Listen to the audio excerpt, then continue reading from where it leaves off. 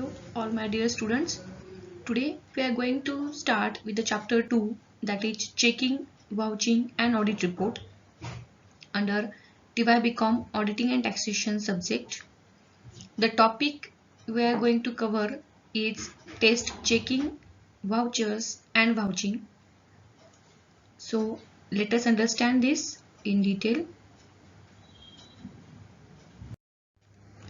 So these are the basic contents covered under this session. The first is test checking, second one is vouchers and the meaning of vouchers, and third is the meaning of vouching. So let us understand this one by one. The first is test checking. So my dear students, let's start with the test checking first. As the name itself indicates, test checking is nothing but to check some samples from the population. So here detailed examination of all the universal population is not required. Here the auditor only check some sample or random samples from the given data. Let's discuss the definition of test checking. A means to select and examine a representative sample from a large number of similar items. So as I said, here the auditor examines only a representative samples from a large number of similar items.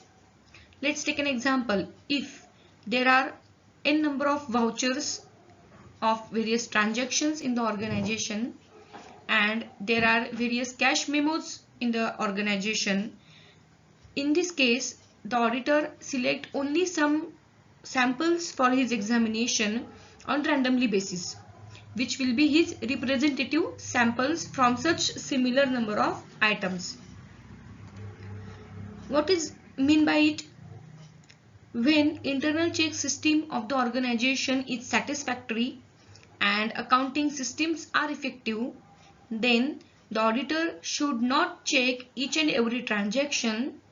Rather, he can take a sample of the transactions and review it, which is applicable to whole population. Why this is done? Because if in any organization internal check systems are prevailing and they are satisfactory, or if they are effective one, itself in the internal check systems various transactions, then there is a proper checking of all the activities.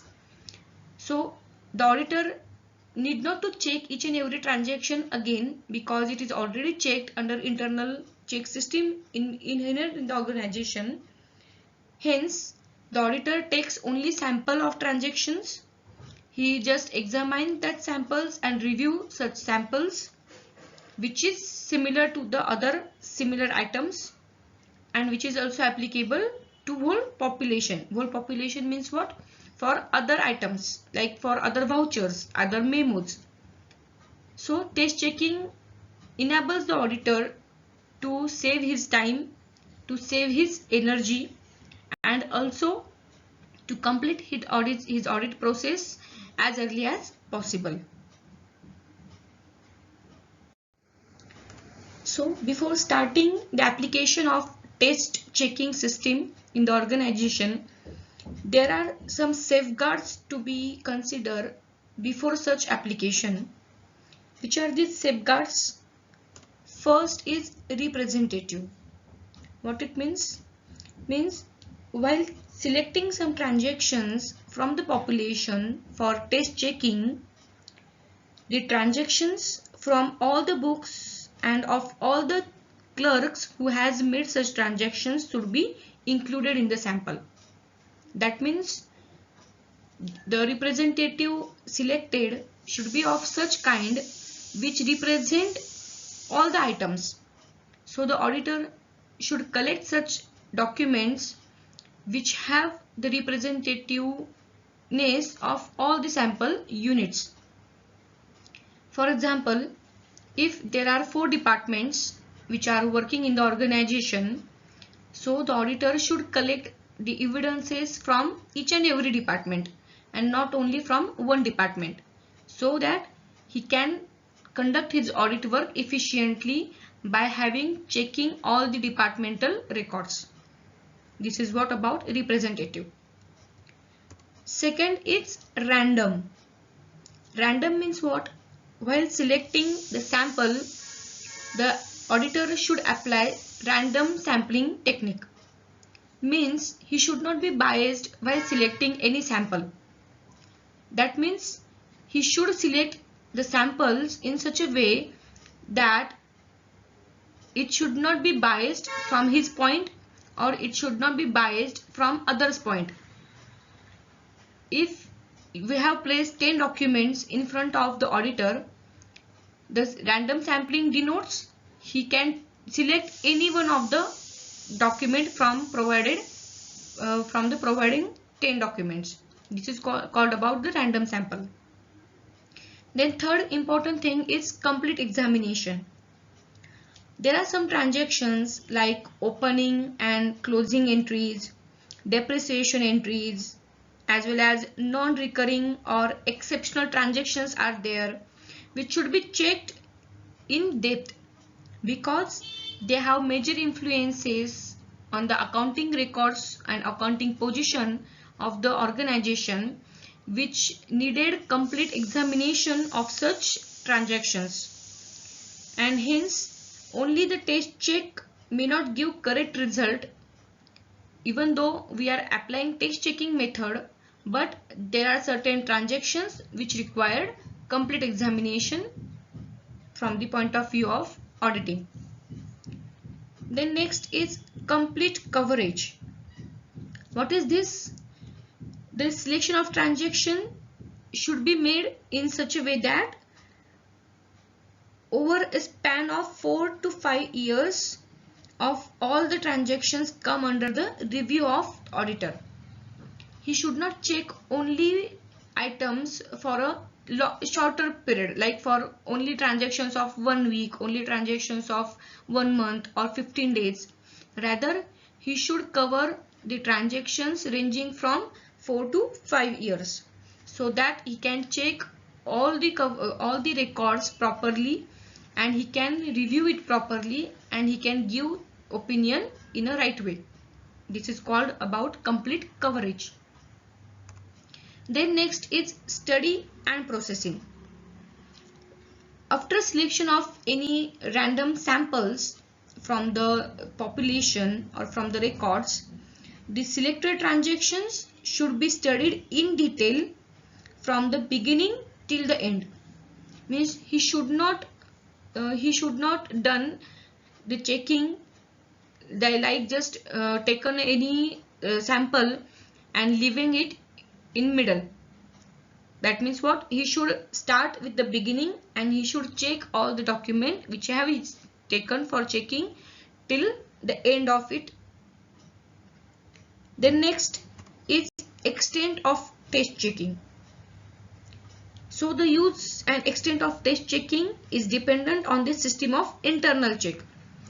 How we can define how to extend such test checking? It should be dependent upon the internal check systems of the organization. If there is a more efficient internal check system, there will be lesser extent of test checking. So if the proper internal systems are there, auditor need not to check all the documents, or he need not to check or give extra time for such test checking. Then next is size of sample. How you can define what should be the size of sample? So the size of sample should be determined with the help of statistical tools. After determining the confidence level, which can be gained from the statistical techniques. Thereafter precision levels, tolerable errors, etc. So some statistical analysis is required to select the size of samples. And last is materiality level. Materiality level denotes the level of importance or the level to discover the errors, to discover the frauds. So the auditor should set a materiality level to discover such errors. means which is most important, which is lesser important, which is not important at all, etc. So in this way you can apply the safeguards before application of test checking. After understanding the meaning of test checking, let us understand the distinction between test checking and routine checking.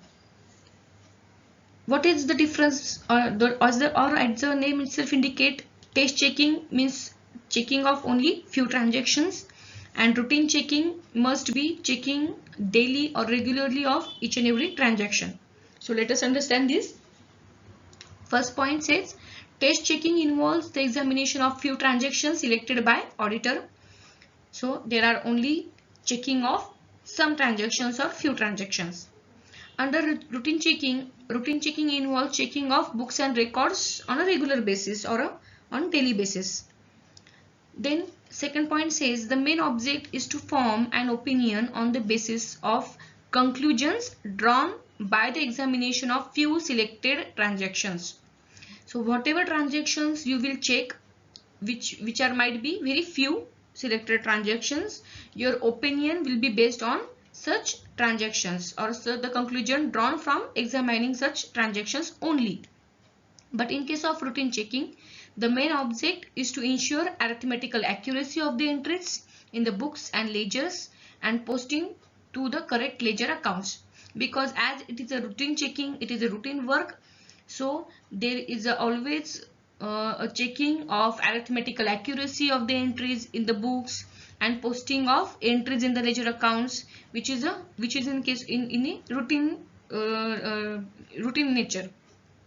The next is test checking may be base for routine checking, and routine checks may be performed on the basis of test checking. These both are interrelated, because if routine checking is proper, then test checking can be applied, because there is no need to get in detail of each and every transactions, because there is a routine checking. So test checking may be the base for routine checking, as well as routine checks may be performed on the basis of test checking also. In this way we have understood this difference between test checking and routine checking. Now let us understand the meaning of voucher. A voucher is a receipt of money or any document that supports an entry in a books of account. What is it? It is voucher means a receipt of money, means it is a document which denotes the receipt of money, and on the basis of which we enter the transactions in the books of accounts. A voucher is a documentary evidence in support of a transaction in the books of the account. So as I said, voucher means what? It is a documentary evidence on the basis of which we insert the transactions in the books of accounts. So it is nothing but it may be a bill, it may be an invoice, it may be any counter receipt, which denotes that there is a something transaction has been conducted, and on the basis of which you enter the values in books of accounts. There are some examples of vouchers. First is a receipt or counterfoil of a receipt. Means when any transaction is taken place, the receipt of such transaction, receipt of such sale can be noted as voucher, or counterfoil of such receipt can be also noted as a voucher. Thereafter, an agreement or a contract or correspondence. Only the agreement or contract between two parties can also be work as a voucher in certain transactions. A resolution passed by board of directors or shareholders, because it has the authenticity of whatever has been conducted at the meeting. Hence such resolution is also work as a evidence and also called as a voucher. An invoice, maybe a sale invoice, which is given by the in between debtors and creditors in their transactions, such invoice. Then bank paying slip is also work as a voucher, because you have to fill up that paying slip and you have to get it stamped from the bank, so it also works as a evidence. Then bought note or sold note, if something has been bought or if something has been sold, in such a case the note which are prepared, such bought note or sold note also works as a voucher. As well as gatekeeper books, wage books, order books can be called as a vouchers. So there are various documents which can be called as vouchers. The certain or some examples I have taken here which denotes the meaning of vouchers. After studying the meaning of vouchers, let us understand how these vouchers should get examined by the auditor. Now, while examining these vouchers, some points need to be considered. Vouchers are nothing but the evidences or documents. So, while reviewing such documents, following are some points which have to be considered. These are: first, consecutively numbered and filed. What is it? It means all the vouchers should be consecutively numbered and filed in order of their entries in the books of accounts. Means in which way they have entered in the books of accounts, on that way only it should be numbered and filed in the files. The second is dates should be mentioned. What is it? The auditor should pay attention to the date mentioned on the vouchers. That means it should belongs to the financial year under audit. It is to be noted that the dates mentioned on the vouchers are very important, which it denotes in for which financial years they belongs. Then third is amount stated accurately. So the amount shown in the vouchers should be calculated accurately, and the amount stated in words and figures should also get matched. So it should be stated accurately and should get matched properly. Then next, the vouchers should relate to the client's business. That means the vouchers should be filed and numbered in such a way, and only such vouchers should be filed which relate to the client's business. The unnecessary vouchers, the immaterial vouchers should not be there. Then next is signature of authority. It says the signature of the officials authorizing the payment should be there. Means the signatures of proper authority should be there.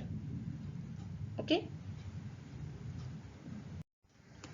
Then thereafter, inspected vouchers cancelled by stamp. Means to avoid any duplication of vouchers, whatever vouchers has been inspected by the auditor should get cancelled by stamp, so that there should not be repetition of work.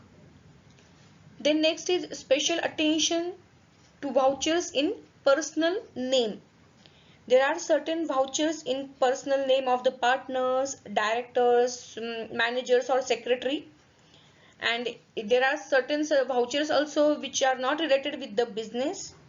So special attention should be given in case of vouching such documents, and the auditor should check whether or not they are of the same business or whether or not they are important one. Then next, check the account where payment is made. The auditor should check to which account the payment is posted. Means in case of revenue item, whether or not the revenue payment is there. In case of capital items, you should check the payments are done for capital items only. On the basis of such vouchers, you can examine.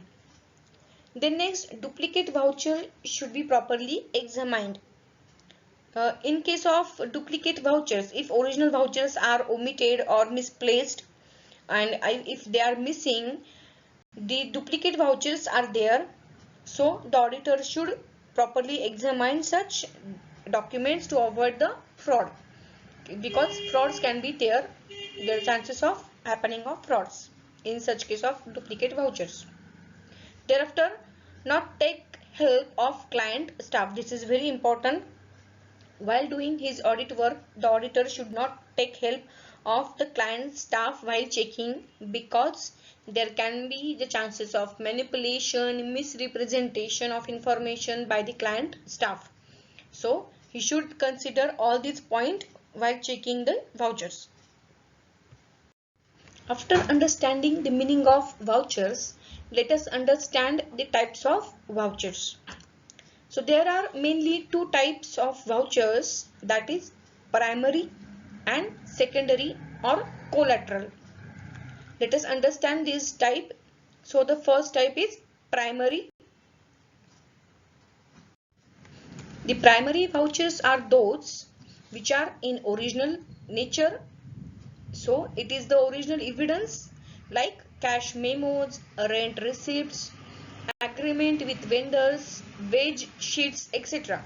So these are in original nature, which are originally prepared, like any cash memo, any cash invoices, receipts, agreements, sheets, wage sheets, etc. And what is meant by collateral or secondary vouchers? These are copies of original vouchers and support the original voucher, like carbon copies of cash memos, carbon copies of rent receipts, counterfoil of pay slip. If you have seen pay slip, there is a counterfoil in the right corner or left corner of such pay slip. Such counterfoil is a collateral or secondary voucher, which is substituted or which is important for the main, or which is along with the main vouchers. I hope you have understand this difference between primary and secondary vouchers. Primary vouchers are in original nature, whereas secondary vouchers may be their copies.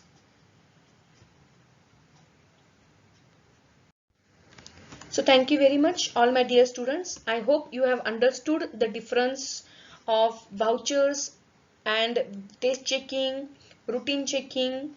In the next part we will see about vouching. Please listen this carefully and practice it at your home.